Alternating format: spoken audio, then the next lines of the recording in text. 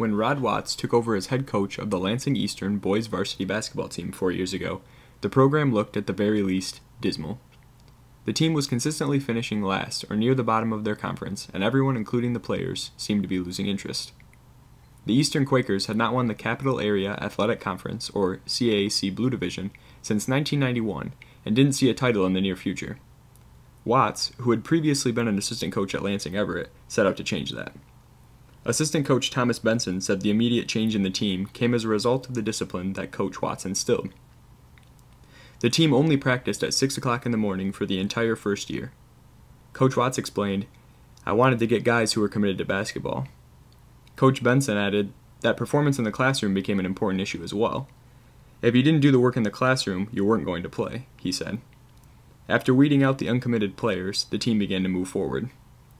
In his first year as head coach, Watts led the Quakers to a 10-win and 11-loss year. The following year, the team improved to 13-8. Watts was helped by the fact that he was joined in his first year by freshman standout LaDante Henton, who turned out to be a 3-year, first-team All-State player and recently committed to play for the University of Dayton, starting in the 2011-12 season. Henton will be a senior captain and 4-year starter for Coach Watts this year. In only the third year with Lansing Eastern, Watts coached the team to a 21-3 record, earning them a conference championship, quickly followed by a district title. Both were first in the last decade. The team made it to the regional semifinal, where they lost to the Kalamazoo Central Giants, who ended up going on to win the Class A state championship. But that was last year. This year, everyone, including, and maybe especially Coach Watts, have one thing on their minds: improving yet again.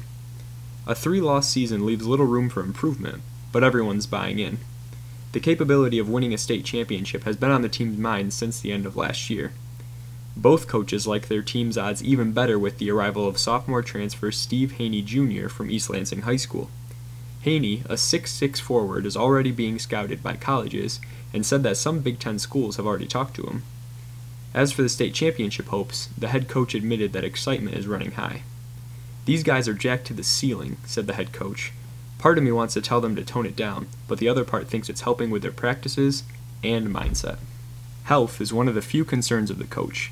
With injuries plaguing them in the past, he says that if they can stay healthy this year, they will have the ability to beat anybody.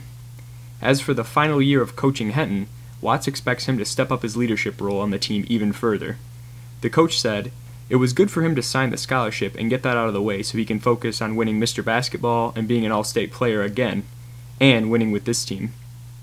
Eastern will open its regular season at home against crosstown rival Sexton on Saturday, December 11th, who accounted for one of the 3 losses last season. "Every year that I've been here, we've split with them," Watts said. "I'm hoping this year we sweep them."